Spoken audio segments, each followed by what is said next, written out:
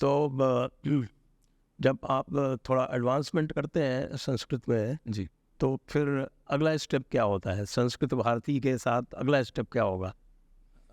जैसे यदि किसी को जैसे आपने बताया भगवद गीता के आपके गीता सोपान जी। को पढ़ के और उसको करते हैं, तो जैसे ये एक ग्रंथ पढ़ने हो, जी।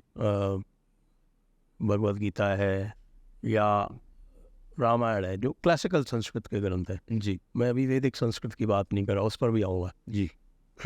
तो उसके आगे फिर क्या, वो किस माध्यम से जाते हैं?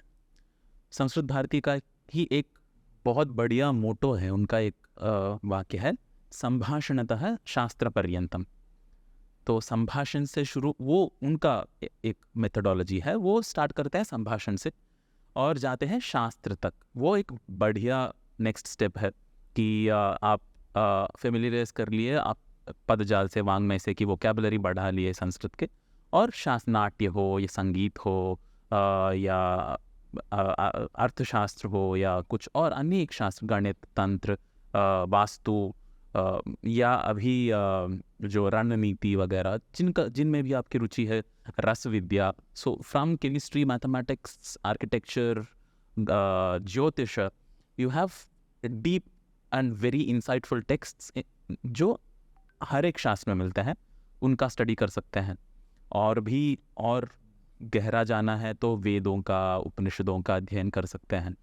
गंतव्य, फाइनल स्टेप तो हम सबका, जो भी भारतीय अपने आप को भारतीय मानता है, एक ही है, मोक्ष, निर्वाण, जो भी हम अलग अलग पदों से उसको पुकारते हैं, जो या द्वैतों के लिए अपने आराध्य से जुड़ जाना, जो भी है, वो फाइनल स्टेप तो हम सब के लिए सेम है। हम मानते हो ना मानते हो, वही उसी तरफ जा रहे हैं।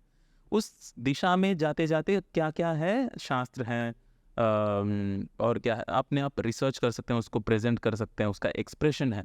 सो शास्त्र का सीखना एक चीज़ है, जैसे नाट्य, उसका अभिव्यक्ति वो एक कर सकते हैं, कुछ नए उत्पन्न कर सकते हैं, your own pieces of art in Sanskrit, ये सारे। ये एक भ्रांति है, बहुत बड़ी भ्रांति है। वो ये है कि संस्कृत जो है वो केवल अध्यात्म के लिए है। इसके बारे में आपकी क्या टिप्पणी है? अध्यात्म से उसका जन्म तो बिल्कुल है। संस्कृत बिल्कुल ही एक अध्यात्म में rooted, fully rooted in the spiritual language, and that is why it is so powerful. लेकिन वो सिर्फ वहाँ तक सीमित तो बिल्कुल ही नहीं है।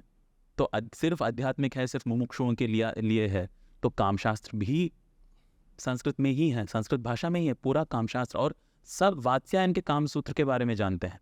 लेकिन ऐसे अनेकों ग्रंथ है जो कामशास्त्र के बारे में है।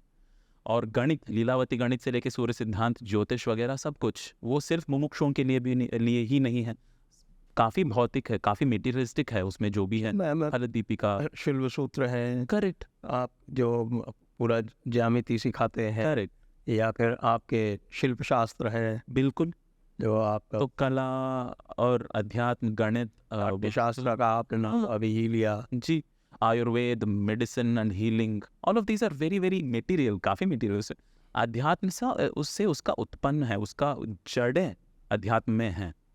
वो तो सभी आरंभ में बात की थी ना, कि वैसे भी यास्काचार्य निरुक्त में कहते हैं कि आपके हर श्लोक के 3 मार्ग हो सकते हैं, जी, आदि भौतिक, आदि दैविक और आध्यात्मिक। जी, और ये हमें पूरे सनातन संस्कृति में हर स्थान पर दिखाई पड़ता है, बिल्कुल, बिल्कुल, और उसका क्योंकि हम तो पेड़ में भी अध्यात्म ढूंढ लेते हैं, पेड़ पौधे में भी है, उसे सब चीज़ में है, उसको देख पाना चाहिए बस। वो एक लुप्त हो गया है हमारे जीवन में, वो देख पाना।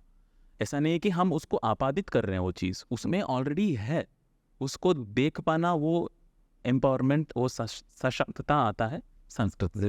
गीता में बोला है ना, समम सर्वेषु भूतेषु तिष्ठन्तं परमेश्वरम, क्या बात, विनश्यत्सु अविनश्यन्तं, यह पश्यति स पश्यति। वाह, यह पश्यति, जो देखता है, बिल्कुल, बहुत बड़े है।